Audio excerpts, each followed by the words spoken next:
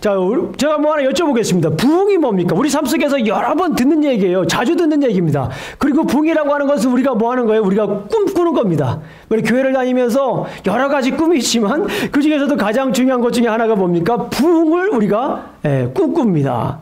그런데 이 부흥이라고 하는 단어가 무슨 뜻입니까? 이 부흥. 네?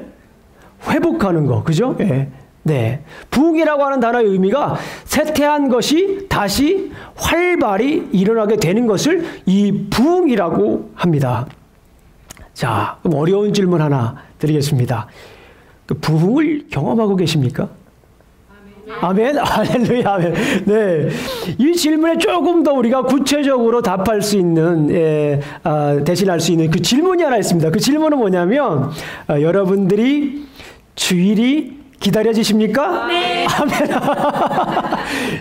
저희가 지금 이 부흥을 하고 있는 겁니다. 네. 여러분들께서는 예배를 기다리십니까? 아멘. 여러분들께서는 잘 대답하셔야 됩니다. 여러분들께서는 김영중 목사의 설교를 기다리십니까? 네, 할렐루야. 아멘. 이미 우리 삶 속에 우리가 부흥이 있는 줄로 믿습니다. 예. 그러면 오늘 이 본문 속에서 얘기하는 것이 뭔가? 우리 본문 속에서 얘기하는 것이 참된 부흥이 뭔가? 라고 하는 것을 오늘 본문에서 얘기하고 있습니다. 참된 부흥이 일어났던 시대를 우리가 먼저 한번 살펴봐야 됩니다. 왜냐하면 오늘 본문에 배경이 되고 있기 때문에 그렇습니다. 제가 오늘은 좀 질문을 좀 여러 번 하네요. 또 질문 한번 드리겠습니다. 그러면 우리가 지금 계속 말씀을 나누고 있는 이 룻기의 배경은 언제일까요? 룻기의 배경. 여러분들 잘 생각해 보세요. 제가 첫 번째 우리 성도님들에게 첫 번째 날 와가지고, 네, 맞습니다. 말씀을 드렸어요.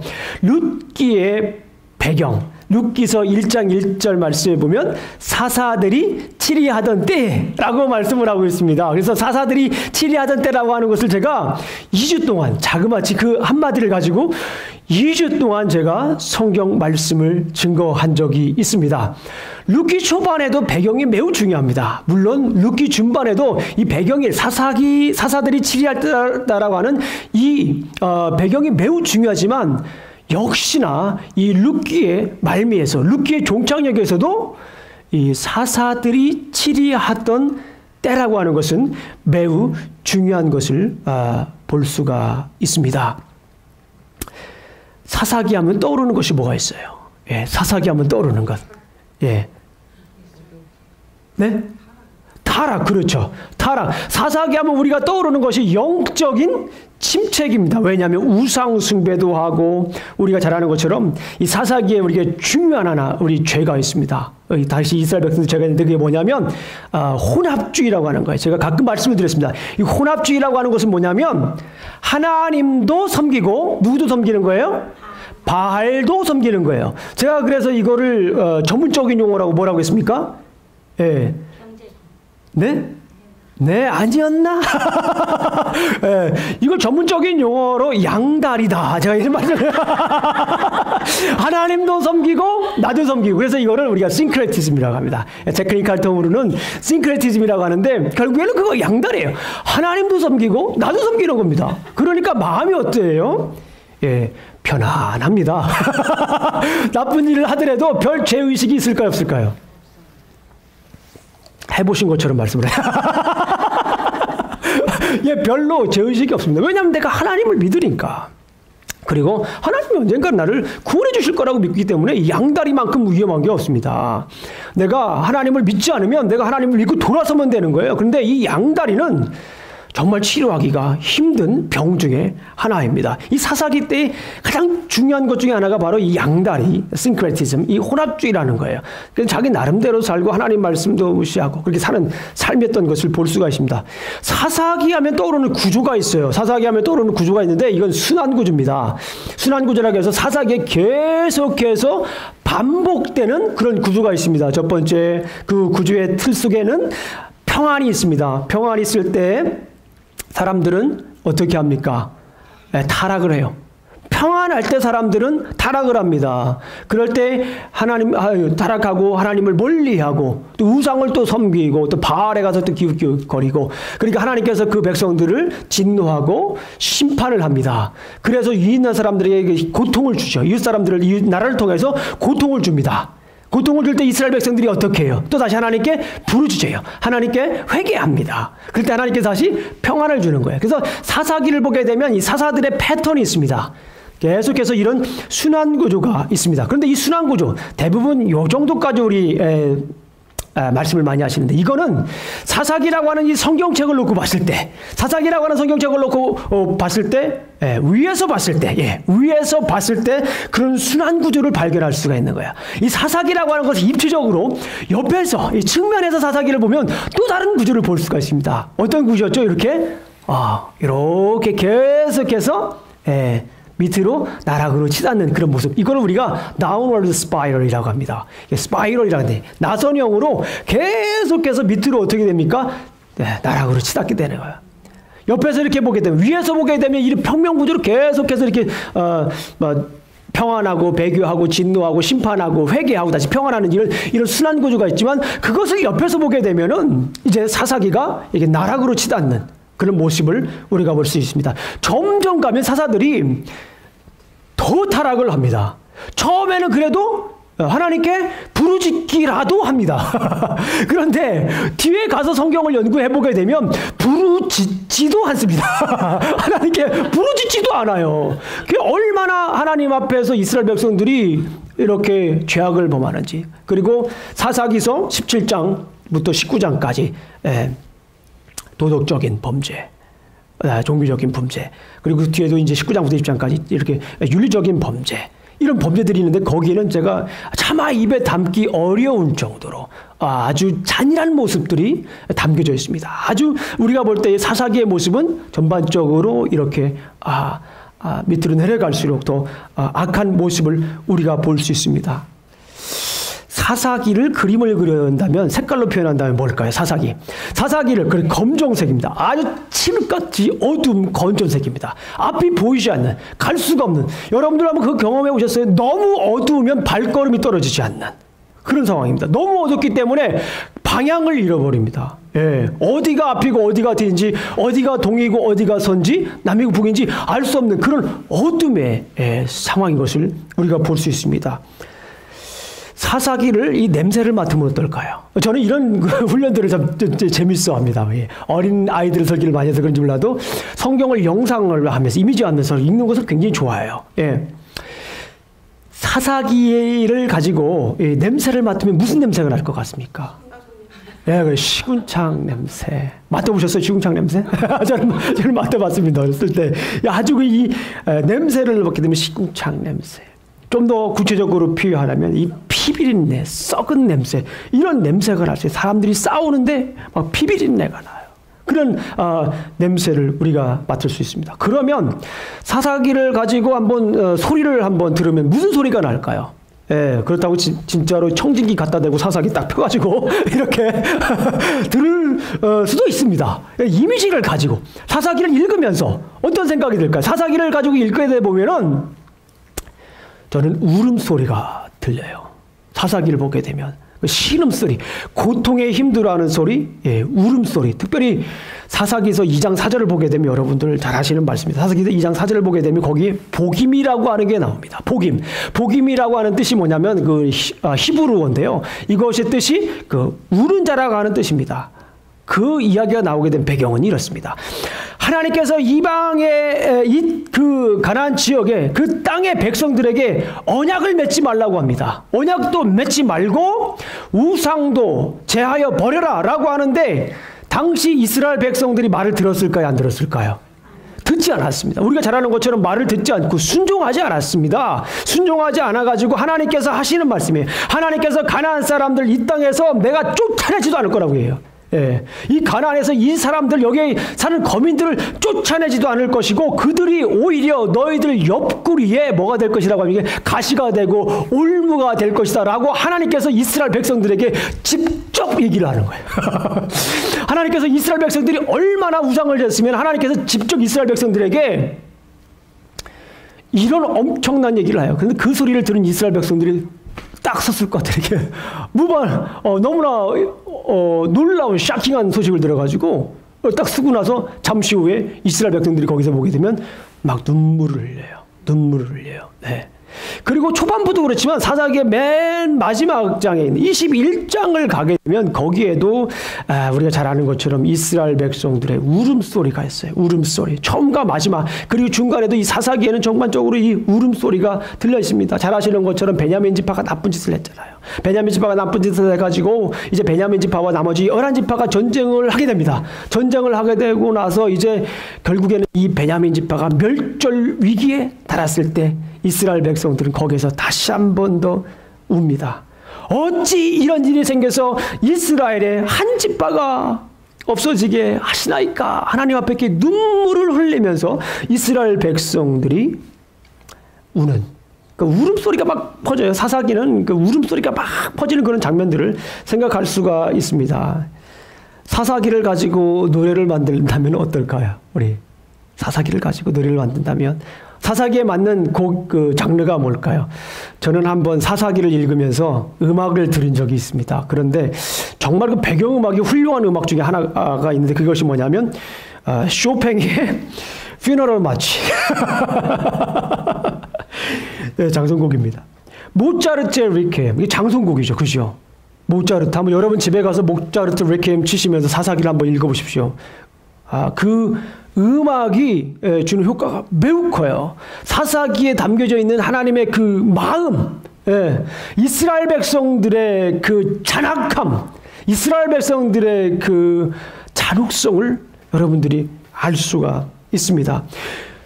제가 왜 이렇게 장황하게 이 사사기의 배경을 설명하는지 여러분들 이제부터 이해하실 겁니다. 이런 사사기 속에서 이런 사사기의 배경 속에서 오늘 본문에 놀라운 사건이 하나 등장을 하는 거예요. 어떤 사건입니까? 아까 제가 우리 애들에게도 잠깐 설명한 것이 있습니다. 뭡니까? 오늘 본문에 보게 되면 찬양이 울려 퍼집니다. 생각을 해보십시오. 그렇게 어두운 상황입니다. 장송곡이 올릴 만한 그런 상황이에요. 그런 사사 배경인데 그런 어둠의 배경 속에서 이 룻기에는 이렇게 스포트라이트를 받습니다. 거기에서 이 룻이라고 하는 여인을 통해서 많은 여인들이 그런 어둠의 시대에 찬양이 울립니다. 누구를 찬양하는 거예요? 하나님을 찬양하는 그 모습이 너무나 대단한 거예요. 그래서 제가 이렇게 말씀을 드려요. 오늘 본문에 있는 말씀을 보게 되면 그 모습을 통해서 사사기에 울려 퍼졌던 그 울음들이 그칩니다. 사사기에 울려 퍼졌던 그 음산한 그 곡조들이 잠깐 멈추고 찬양이 울려 퍼지는 오늘 모습을 우리가 볼 수 있습니다. 이 모습을 보고 저는 그런 생각을 했습니다. 이 노래가 뭐다? 부흥의 노래이다. 이 암흑기의 이 어둠의 시대에 이 부흥의 노래가 있었다라는 것을 우리가 볼 수 있습니다. 여러분들 한번 14절과 15절 한번 읽어보도록 하겠습니다. 14절 15절 4장 14절 15절 말씀을 읽어보겠습니다. 여인들이 나오미에게 이르되 찬송할지로다. 여호와께서 오늘 내게 기업을 물을 자가 없게 하지 아니하셨도다. 이 아이의 이름이 이스라엘 중에 유명하게 되기를 원하노라. 이는 내 백성의 회복자이며 내 노년의 봉영자라. 곧 너를 사랑하여 7 아들보다 귀한 내 며느리가 낳은 자로다 하니라 하면서 거기에 모인 여인들이 함께 더불어 찬양하는 그 모습을 우리가 볼 수가 있습니다. 그런데 참 중요한 것이 그래요. 여기에 있는 여인들이 오늘 처음 등장하는 게 아니라 성경을 1장부터 꼼꼼히 읽어보시면 오늘 이 자리에 등장한 분들이 첫 출연이 아닙니다. 데뷔가 아닙니다. 이 장소가 데뷔가 아니고 여러분들 잘 보시면 아시겠지만 1장 19절에 보게 되면 거기에서 나오미와 룻이 모압에서 베들레헴으로 돌아옵니다. 돌아왔을 때에 거기에서 이 두 사람의 모습을 보았던 거기에도 여인들이 있습니다. 우리 한글 성경에는 여인이라는 표현이 있지만 영어 성경을 보게 되면 또 원어에 보게 되면 거기 여자들이 등장을 합니다. 그 여자분들이 등장하면서 얘기를 합니다. 뭐라고 얘기를 해요? 거기에서 Can this be Naomi? 저희가 나오미요. 저희가 나오미니라고 이렇게 얘기를 하면서 그 나오미의 모습을 이렇게 보면서 나오미가 이렇게 너무 몰골이 심하고 또 고생하고 또 안쓰러워 보이니까 그 모습을 보면서 이렇게 냉소적인 반응을 보였던 사람들입니다. 나오미와 룻이 베들레헴에서 돌아왔을 때 이렇게 비아냥거리고 이렇게 수근수근했던 그 여인들이 그때 그 여인들이 오늘 본문에서 무엇을 합니까? 하나님을 찬양하는 모습을 우리가 볼 수 있습니다. 그런데 오늘 본문의 말씀을 가지고 볼 때 찬양의 그 핵심이 뭡니까? 찬양이 좀 깁니다만은 사실 긴 건 아니지만 찬양의 핵심이 뭡니까? 저는 이렇게 봤습니다. 찬양의 핵심은 생명을 회복하신 주님을 찬양하는 것이다. 생명을 회복하신 주님을 찬양하는 것이다 라고 볼 수가 있습니다. 나오미의 생명을 어떻게 합니까? 다시 회복시켜주는 것을 우리가 볼 수 있습니다. 원래 나오미를 한번 생각해 보세요. 원래 나오미는 기우스집 며느리였어요.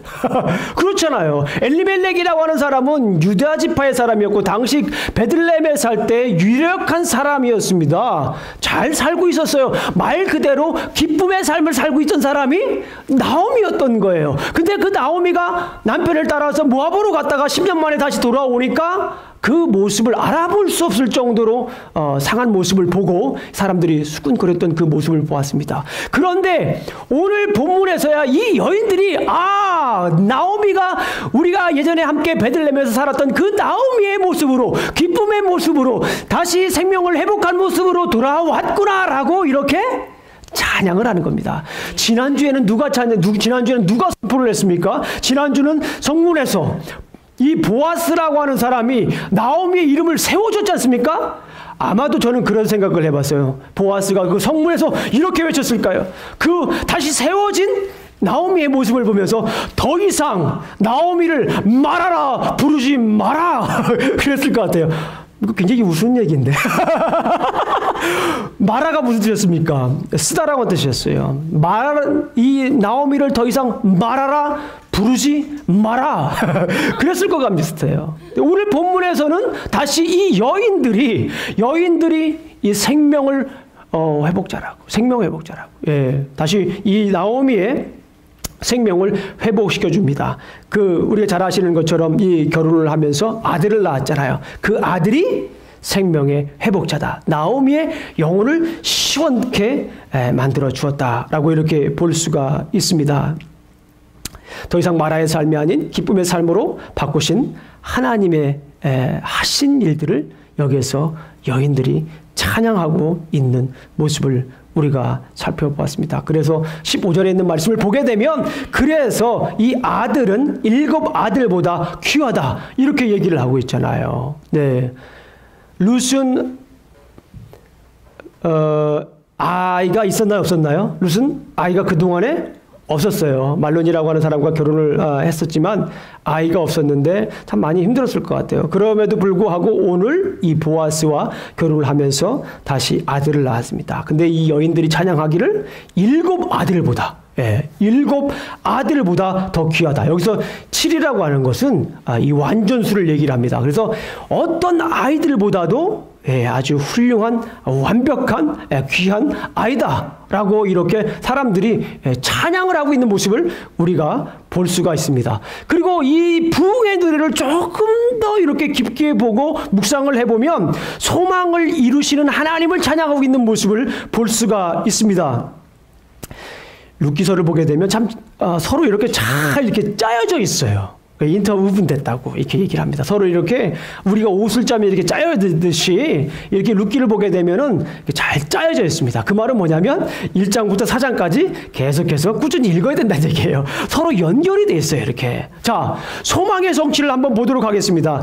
룻기를 보게 되면 이 소망하는, 기원하는, 축복하는 그런 글들이, 그런 장면들이 몇 차례 등장을 합니다. 우리가 잘 아시는 것처럼 2장 12절을 보게 되면 저 들에서 열심히 성실하게 일을 하고 있는 누가 있습니까?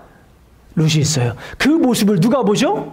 보아스가 보게 됩니다. 보아스가 보고 나서 그 여인의 모습을 보니까 너무나도 아름답고 귀하고 또 그 마음에 시어머니를 섬겼던 그 인애로운 마음을 발견하게 돼요. 그러면서 그때 이 보아스가 룻을 향해서 축복을 전해줍니다. 그 축복의 내용이 어떻습니까? 2장 12절을 보게 되면 여호와께서 내게 행한 일에 보답하시기를 원하며 이스라엘의 하나님 여호와께서 그의 날개 아래 보호를 받으며 그의 날개 아래 보호를 받으며 온 내게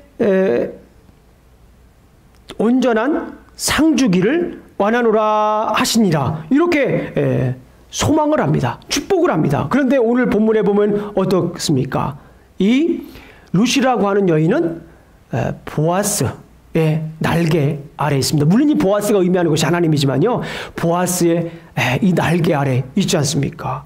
그리고 온전한 상을 받습니까? 안 받습니까?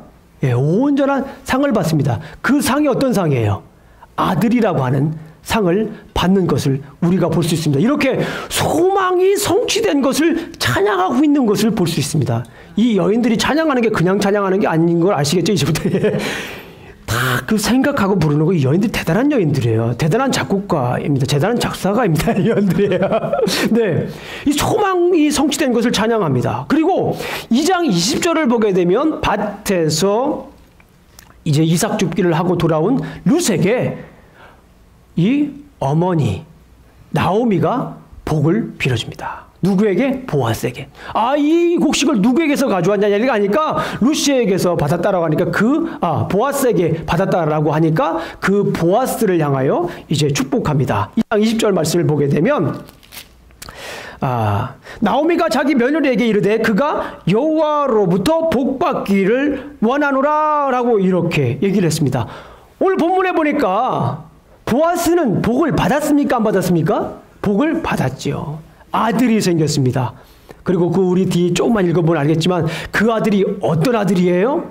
예? 그 아들을 통해서 누가 탄생합니까? 예수님이 탄생하는 그런 엄청난 이루 말할 수 없는 그런 복을 받는 것을 우리가 볼 수 있습니다. 장로들과 백성들이 또 한 번 그 소망이 있죠. 지난주에 우리가 보게 되면 지난주에 보아스가 성문에서 결혼을 선포합니다. 성문에서 결혼을 선포한 다음에 거기에 있던 장로들과 백성들이 축복을 하는 장면을 우리가 살펴보았습니다. 그러면서 4장 11절에 있는 말씀을 보게 되면 12절에 있는 말씀을 보게 되면 여호와께서 이 젊은 여자로 말미암아 내게 상속자를 주사 저 여인에게 상속자 주기를 소망하고 축복하고 빌어주고 있는 모습을 우리가 볼 수 있었습니다. 그런데 오늘 본문에 있는 말씀을 보니까 어떻게 돼요? 예. 그 상속자가 오늘 본문에서 짜잔 하고 태어나는 모습을 우리가 볼 수 있습니다. 이 여인들이 불렀던 노래가 대단 부흥의 노래입니다. 생명을 회복하시는 하나님을 찬양하는 거예요. 소망을 성취했던 이 하나님을 찬양하는 겁니다. 다시 말씀을 드리면 거기에 있는 여인들이 가만히 보니까 뒷짐지고 가만히 있다 보니까 저 여인의 삶이 참 비루한 삶이었는데 녹록지 않은 삶이었는데 고달픈 삶이었는데 고통스러운 삶이었는데 가만히 이렇게 보니까 하나님께서 저 여인을 통해서 일하시는 걸 보는 거예요. 오? 점점 채워져 가네? 라며 하면서 누가 하는 일이었을까? 하나님께서 그 여인을 통하여 하시는 일들을 하나하나 보는 겁니다. 생명을 회복하시네? 소망을 성취네 하시네 하면서 그 여인들이 가만히 있을 수가 없는 거예요. 그 자리에 가만히 그냥 수근수근 거리고 있을 수가 없는 겁니다.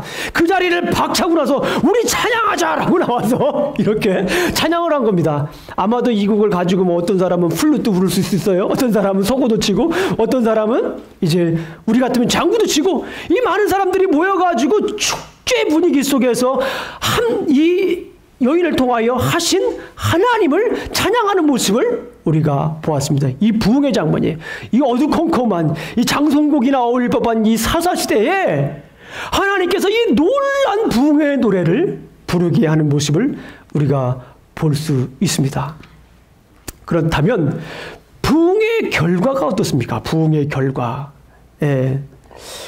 언약 백성으로서 하나가 되게 합니다. 목사님 그런 말이 없던데요, 성경에는. 이렇게 얘기할 수도 있습니다. 그런데 성경을 읽으면서 저는 참 궁금한 점이 하나 있었습니다. 17절을 보게 되면 그의 이웃 여인들이 그에게 이름을 지어주되 이 여인들이 좀 더 오버하는 거 아니야? 그런 생각을 했어요, 처음에. 왜냐하면 찬양하는 것까지 좋아요. 찬양할 수 있습니다. 그렇잖아요. 모여가지고 자기들끼리 찬양한다는데 누가 뭐라고 그러는 겁니까? 누가 뭐라고 그래요? 그런데 17절을 읽어보니까 이 여인들이 이름을 지어주는 겁니다. 퀘스천 마크를 딱 쳤죠, 저는. 그래서 아니 왜 하필이면 이 여인들이 여기서 이름을 지어줄까? 보통 우리가 지금도 그렇지만 당시 고대 이스라엘에서는 이름을 지어주는 건 보통 아버지가 이름을 지어줍니다. 당시에도요. 그리고 할아버지가 가끔 지어주고 아주 간혹 어머니가 이름을 지어주는 경우는 있어요. 그런데 오늘 본문에 있는 말씀을 보게 되면 주의 여인들이 이름을 지어준다라는 겁니다. 여러분 잘 아시는 것처럼 제가 여러 번 말씀드렸지만 이스라엘 백성들은 셈 족속입니다. 셈 족속이라고 하는 것은 히브리어로 쉔, 땡땡. 이것은 이름이에요. 이스라엘 백성들은 이름 족속입니다. 이름 족속이에요. 그 이름에 그 사람의 성질이 담겨져 있고 그 사람의 성격이 담겨져 있고 다시 말씀을 드리면 그 이름을 보게 되면 그 사람의 본질을 볼 수 있는 거예요. 그 사람의 존재 의미를 이름을 통해서 알게 되는데 이웃 사람이 이름을 지어준다? 동네 여인들이 이름을 지어준다? 쉽지 않은 얘기죠. 가만히 생각을 해봤습니다. 골똘히 생각해봤는데 지금 이 축제의 분위기 속에서 여기 있는 백성, 여인들이 함께 모여서 이름을 지었다라는 건 저는 그렇게 생각을 합니다. 한 거예요. 여인들 모두가 부모가 되어 주겠다라고 하는 그런 의미가 담겨 있지 않을까. 저는 그런 묵상을 했습니다. 여인들이 이 어머니가 이 아이의 뭐가 되는 거예요? 어머니가 되겠다라고 하는 겁니다. 그런데 보통 만약에 여기에서 어머니로서 이름을 지어줬는데 그럴 만한 자격이 없다라고 생각되면 누가 말렸을 것 같아요? 옆에 있는 나오미와 보아스가 말렸겠죠. 그런데 오늘 성경 말씀해 보니까 그런 흔적들이 없어요. 그러니까 뭐예요? 저 여인들이 이름을 지어줘도 상관이 없다. 왜냐하면 저 여인들은 나와 같은 입장에 있기 때문에, 나와 같은 동등한 자격이 있기 때문에 이름을 지어줘도 상관이 없다라고 생각을 할 수도 있는 거예요. 그러니까 뭡니까? 거기에서는 완전 부흥의 사건이 막 일어나고 있는 거예요. 그러니까 거기에 모인 사람들은, 특히 여인들은, 찬양하는 여인들은 하나가 되어서 뭐가 되는 겁니까? 언약 백성이 되는 거예요. 하나님의 백성이 되는 거예요. 모두가 누구 할 것 없이, 어머니 아버지 할 것 없이 모두가 뭐가 되는 거예요? 하나님의 백성이 되는 거예요. 모두가 뭐가 되는 거예요? 어머니가 되는 거예요. 모두가 뭐가 되는 거예요? 아버지가 되는 거예요. 모두가 우리가 되는 거예요. 우리 교회지 않습니까? 우리 교회. 모두가 우리가 되는 거예요. 그러니까 저는 거기서 언약 백성으로서 부흥이 일어나니까, 그렇게 부흥의 노래가 일어나니까 거기 있는 사람들이 모두가 다 이 언약 백성이 되는 거예요. 중요합니다. 왜냐하면 사사시대는, 아까도 제가 설명을 드렸지만 사사시대에는 백성들이 좌충우돌 나름대로의 삶, 그렇잖아요. 그렇게 하나님을 멀리하고 양다리 걸치며 살았던 사람들이 이 자리에서 함께 부흥의 노래를 부르면서 함께 거기서 그치는 것이 아니라 이 부흥의 결과 모두가 언약 백성이 되어서 이제 함께 이름을 지어주었다라는 거예요. 이 놀라운 사건을 우리가 볼 수가 있습니다. 그리고 여기서 그치는 것이 아니에요. 여기서 그치는 것이 아니라 이 부흥의 결과 모두가, 이 자리에 모인 사람들이 한 소망을 품게 되는 것을 볼 수가 있습니다. 아까 아이를 지어줬다고 그랬죠. 근데 그 아이 이름이 뭡니까? 아이 이름. 너무 잘하시는 거예요. 오벳. 이 오벳이라고 하는 것은 히브리 언어 중에 아바드, 에베드라고 하는 게 있어요. 에베드라고 하는 데서 나온 거예요. 에베드 야훼 하면 하나님의 servant of God, 하나님의 그런 뜻입니다. 그래서 오벳이라고 하는 것은 섬기는 자, 그런 뜻이에요. 무슨 자요? 섬기는 자. 섬기는 자입니다. 이 백성들이 함께 모여서 한 소망을 품습니다. 이 아이를 향하여서 한 소망을 품습니다. 그 소망이 뭐예요? 이 아이가 섬기는 자가 되기를 바라고 있는 것입니다. 나오미와 룻을 잘 섬기기를 소망하고 있는 것입니다. 하나님의 은혜로 태어났으니 평생 뭐 하는 거예요? 주님을 섬기기를 소망하고 있는 것을 우리가 볼 수 있습니다. 놀라운 사건이에요. 사사기라고 하는 그 배경을 생각해 볼 때 이것은 놀라운 사건입니다. 그렇잖아요?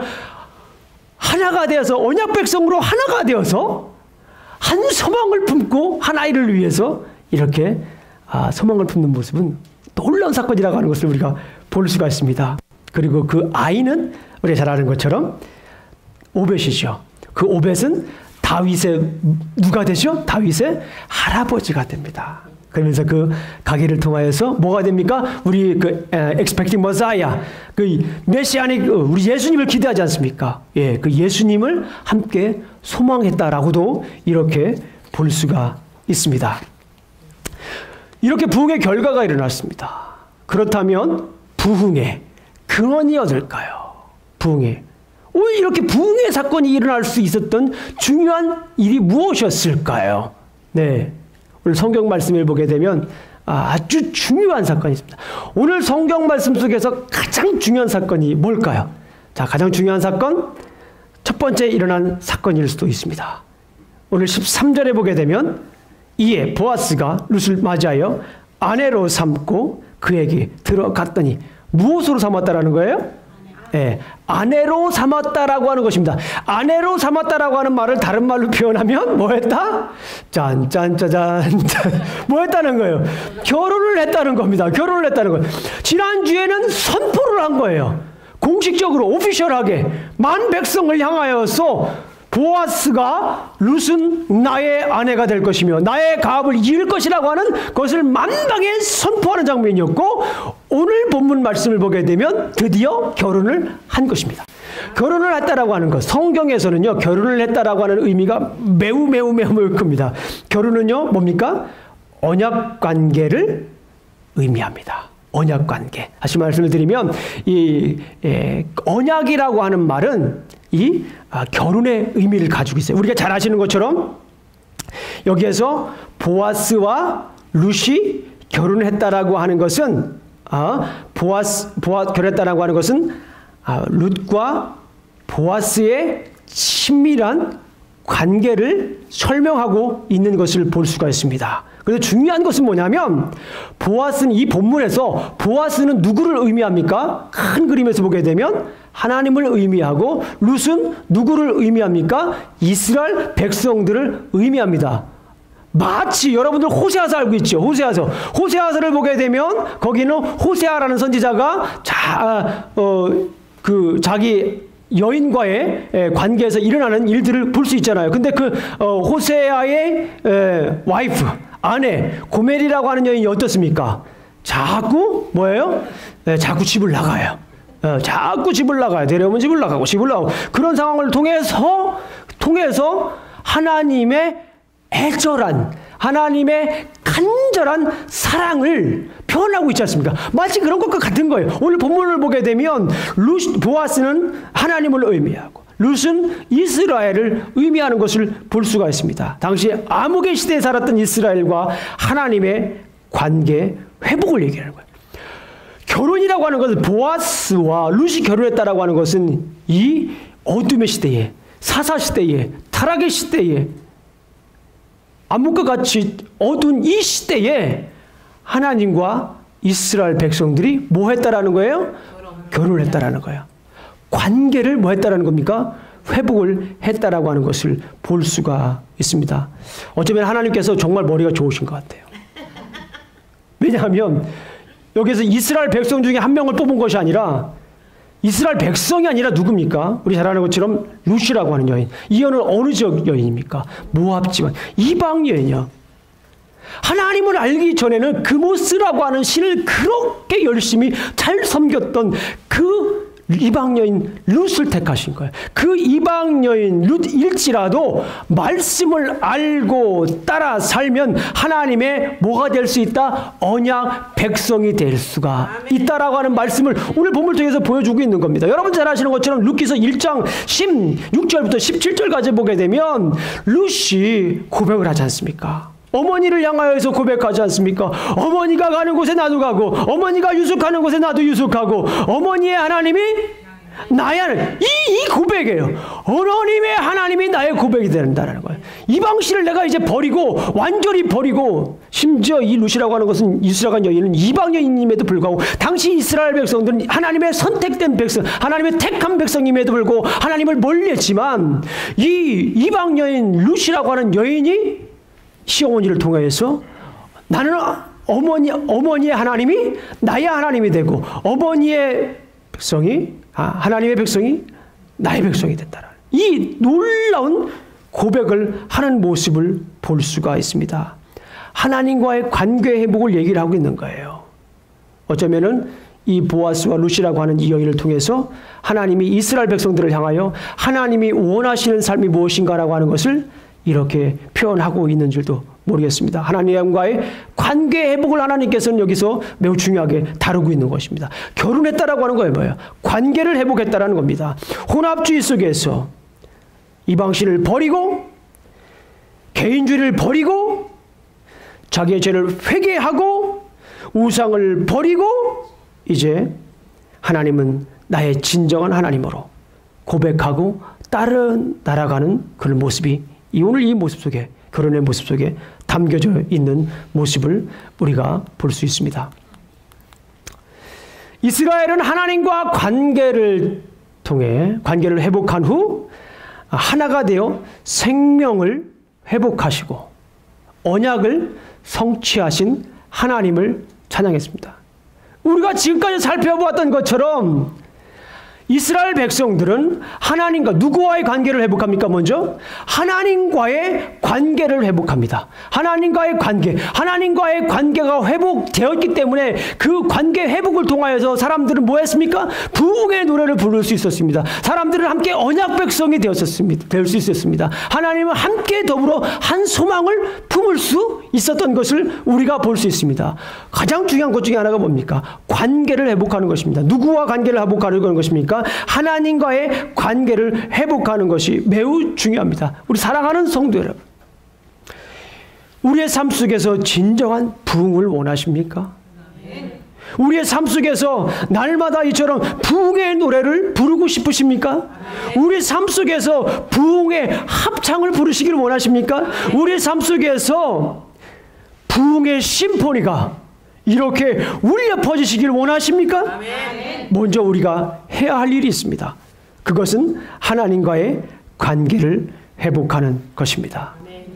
우리는 예수 그리스도로 하나님과의 관계를 회복한 후 기쁨으로 부흥의 삶을 살아야 할 줄로 믿습니다. 로마서 5장 1절부터 5절까지 있는 말씀을 한번 보도록 하겠습니다. 그러므로 우리가 믿음으로 의롭다 하심을 받았으니 우리 주 예수 그리스도로 말미암아 하나님과 화평을 누리자. 또한 그로 말미암아 우리가 믿음으로 서 있는 이 은혜에 들어감을 얻었으며 하나님의 영광을 바라고 즐거워하느니라. 다만 이뿐 아니라 우리가 환난 중에도 즐거워하나니 이는 환난은 인내를, 인내는 연단을, 연단은 소망을 이루는 줄 알미로다. 소망이 우리를 부끄럽게 하지 아니하면 우리에게 주신 성령으로 말미암아 하나님의 사랑이 우리 마음에 부은 바 됨이니. 아멘. 오늘 이 본문에 있는 말씀을 통해 볼 때에 하나님께서 하나님과 우리의 관계를 회복하는 것이 얼마나 중요한지를 말씀해 주고 있습니다. 이 본문에 있는 말씀을 한번 잠깐 보겠습니다. 여기 보게 되면 순서가 있어요. 순서. 그러므로 우리가 믿음으로 의롭다 하심을 받았으니 우리 주 예수 그리스도로 말미암아 첫 번째 해야 될 일이 뭡니까? 하나님과 화평을 누리자. 하나님과 화평을 누리는 게 첫 번째입니다. 가장 중요한 거예요. 하나님과 화평을 누리는 게 가장 중요한 겁니다. 첫 번째입니다. 출발점에 진원지입니다.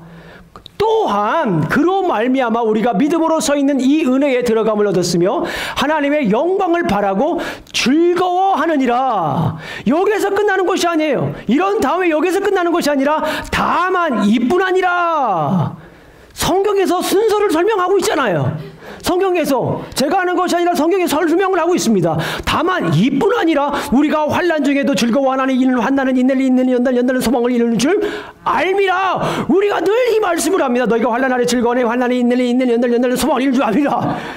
이렇게 우리가 늘 마음속에 품고 이 말씀을 가지고 사는데 여기에서 정작 중요한 것을 우리가 놓치고 있습니다. 그게 무엇입니까? 첫 번째인 하나님과 화평을 누리는 것입니다. 예수 그리스도를 통하여서 하나님과 화평을 누리게 되면 우리가 그 은혜에 들어가는 겁니다. 그리고 우리가 영광에 참여하는 것입니다. 그럴 때에 우리에게 어떤 환난과 고통과 어려움이 있을지라도 우리가 뭐 할 수 있어요? 이렇게 고백할 수 있는 것입니다. 우리가 환난 중에도 즐거워하나니. 우리에게 어떤 환난이 있을지라도 예수 그리스도를 통하여서 하나님과 화평을 누린다면 우리에게 어떤 고난이 있을지라도 나는 뭐 할 수 있다? 즐거워할 수 있다. 아멘. 왜냐하면 환난은 인내를, 인내는 연단은 소망을 이루는 줄 내가 알기 때문이다 라고 얘기를 하는 것입니다. 그리스도로 하나님과 화평을 먼저 누리시기를 간절히 축원합니다. 우리의 가정의 부흥에 있기를 간절히 축원합니다. 우리 가정에서 부흥의 노래가 항상 울려 퍼지시기를 간절히 축원합니다. 하나님과의 관계를 먼저 회복하시기를 주님의 이름으로 축원합니다. 자녀와 나와의 갈등이 있으면 누구 책임이에요? 자녀와 나와 관계가 있으면 갈등이 생기면 문제가 생기면 누구 책임입니까? 아이들이라고 하죠. 어른들은 대부분 다. 부모님들은 아이들. 다시 한번 잘 생각해 보십시오. 부모와 자녀와의 갈등이 생기면 누구 책임입니까? 어떤 분들은 계속 아이들이라고 하시는 분들이 있습니다. 예. 어떤 그 유스 아이를 둔 부모님이 저에게 얼마 전에 그런 얘기를 했어요. 목사님, 요즘 제가 너무 힘듭니다. 그냥 힘든 것도 아니고 너무 힘듭니다. 그러시더라고요. 그래서 제가 얼마나 힘드신지 한번 들어봤습니다. 목사님, 우리 목사님 아시는 것처럼 애들 셋이 있잖아요. 그 애들 셋이 다 사춘기에 들어왔어요. 여러분들 아시겠지만은 사춘기 한 명 감당하기도 힘들어요. 그렇잖아요. 사춘기에 있는 유스 아이들 감당하기 쉽지 않습니다. 제가 우리 유스 아이들을 8년간 유스 아이들과 이 신앙생활을 했습니다.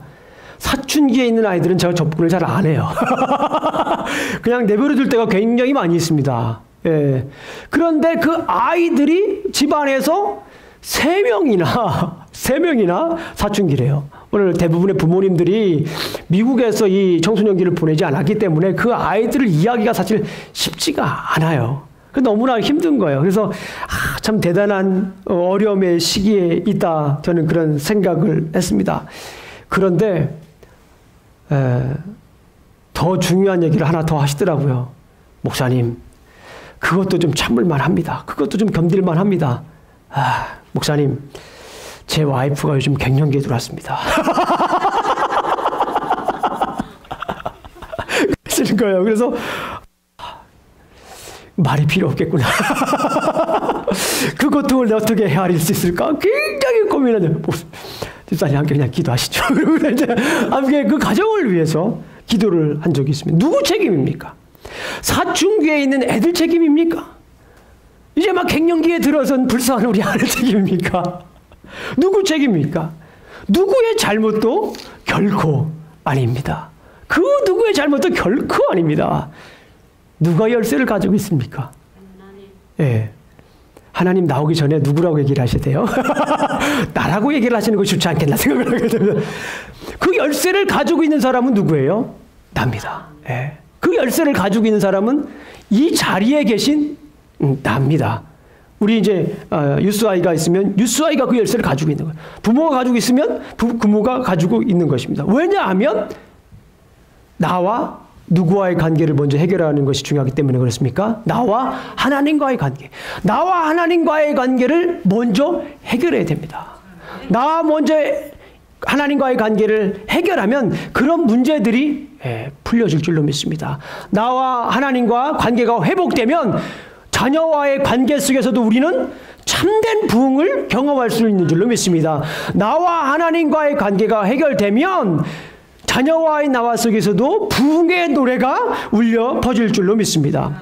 부부간에 어려움이 생기면 누구 책임입니까? 일단 남편 책임이라고 하죠, 대부분. 다시 한번 잘 생각해 보십시오. 부부와의 관계가 생기면 누구 책임입니까? 예? 그래도 남편 책임이죠.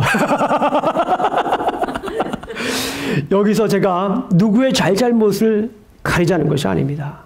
중요한 것은 오늘 이 말씀을 듣고 깨닫는 사람이 누구냐라는 거예요. 누가 깨닫고 있습니까? 내가 깨닫고 있는 것입니다. 누가 이 문제를 해결할 수 있습니까? 누가 부부간의 문제를 해결할 수 있습니까? 남편이 해결해야 되나요? 부부가 해결해야 되나요? 아니요. 남편이 해결해야 될 것도 해야 되는 것도 아니고 아내가 먼저 해결해야 될 것도 아닙니다.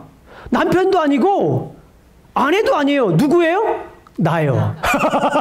그게 납니다. 내가 하면 돼요. 내가 남편이든 내가 아내이든 내가 하나님과 관계를 회복하면 그 문제가 해결되는 줄로 믿습니다.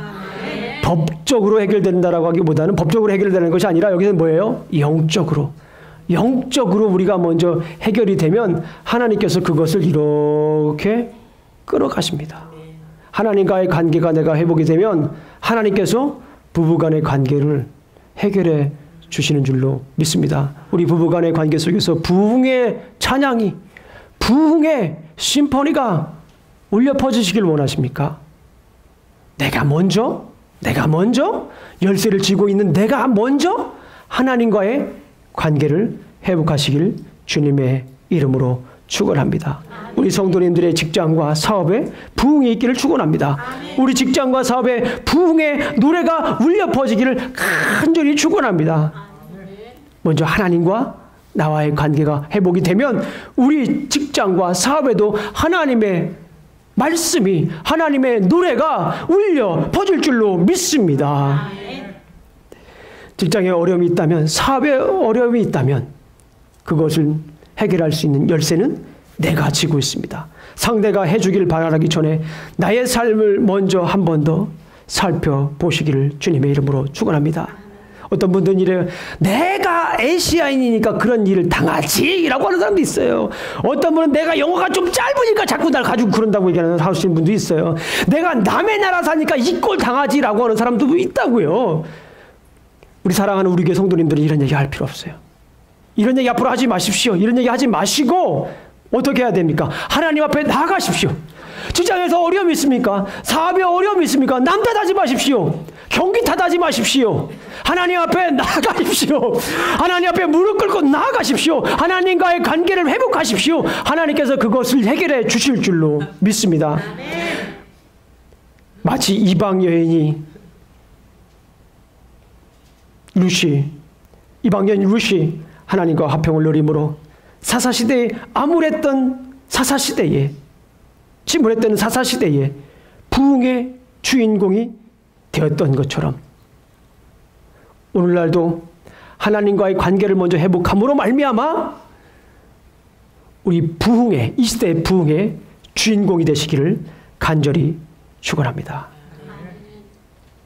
장수와 언어와 인종과 문화와 나이와 나의 성향과 관계없이 먼저 하나님과 관계를 회복하셔야 합니다. 우리 함께 찬양하도록 하겠습니다. 이 시간에 우리 하나님께 부흥 찬양을 하도록 하겠습니다. 그러면서 우리 하나님께 기도하길 원합니다. 찬양을 하시면서 마음으로 함께 우리 기도합니다. 하나님, 제가 아파요. 하나님, 제 마음이 아파요. 하나님, 제 마음 보시죠. 하나님, 제 마음 황무지입니다. 메말라 있습니다. 하나님, 제가 고갈되어 있습니다. 힘이 없습니다. 하나님, 두 다리에 힘이 쭉 빠집니다. 오늘 주님께 나아갑니다. 진정한 부흥의 노래를 부르기 위하여 주님께 나아갑니다. 내 상한 마음에 소망을 부어주시옵소서. 내 상한 마음에, 아픈 마음에 부흥을 부어주시옵소서. 내가 소망의 노래를 부르겠습니다. 제가 부흥의 노래를 부르겠습니다.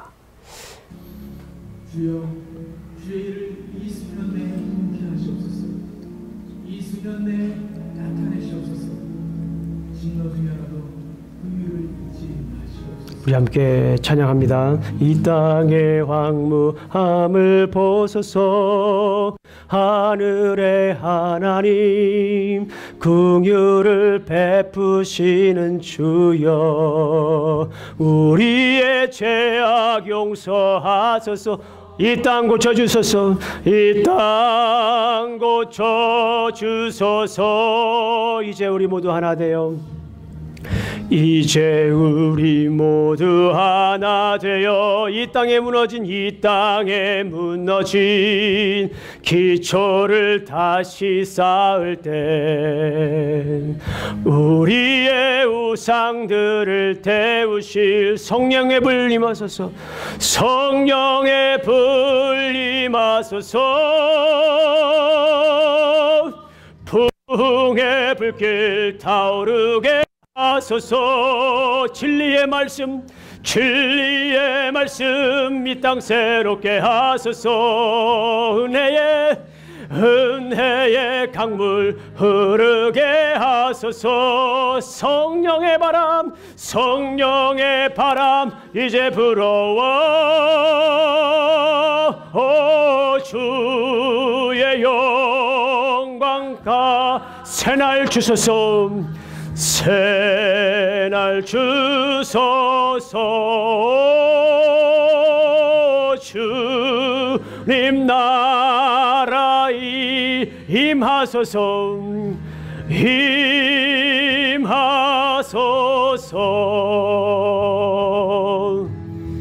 이 땅의 황무함을 보소서.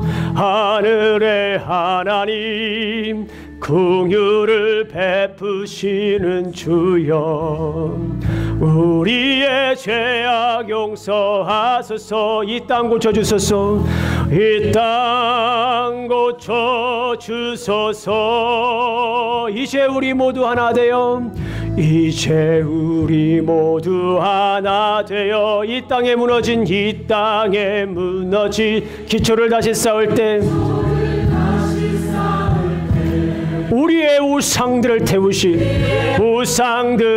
태우실 성령의 불 임하소서. 부흥의 불길 타오르게 하소서. 진리의 말씀 이 땅 새롭게 하소서. 은혜의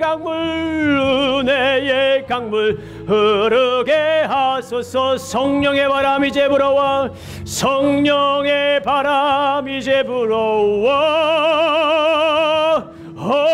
주의 영광과 새날 주소서.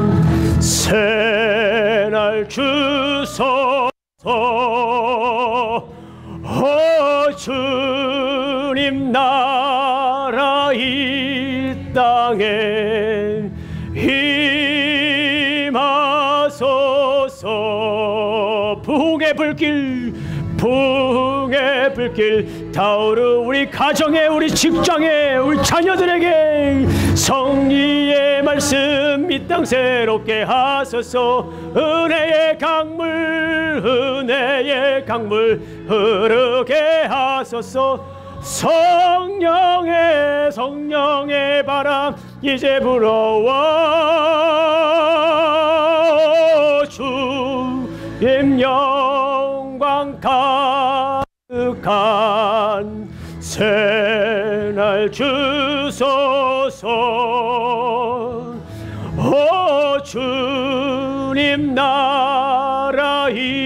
임하소서. 임하소서.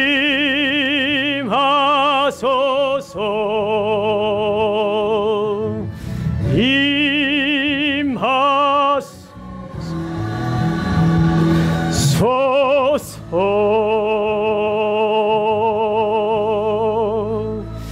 기도하시겠습니다. 아버지 하나님 감사합니다. 암흑의 사사시대 때에 부흥의 노래를 불렀던 것처럼 우리도 우리의 삶 속에서, 우리의 가정에서, 직장에서, 관계 속에서, 자녀와의 관계 속에서, 부부의 관계 속에서 참된 부흥의 노래를 부르고 싶습니다. 아버지 하나님, 먼저 당신과 관계를 회복하기를 원합니다. 날마다 주님과 당신과 관계의 회복을 위하여 나아갈 때마다 아버지 하나님 어루만져 주시고 상한 마음을 치료해 주시고 메마른 영혼에 단비를 부어 주시옵소서. 아버지여 도와주시옵소서. 예수님 이름으로 기도합니다. 아멘. 이제 우리 구주 예수 그리스도의 은혜와 하나님의 사랑과 성령님의 교통하심이 날마다 각 삶 속에서, 가정에서, 직장에서 부흥의 노래를 부르기를 원하는 우리 사랑하는 성도분들 머리 위에 이제부터 영원히 함께 할지어다. 아멘.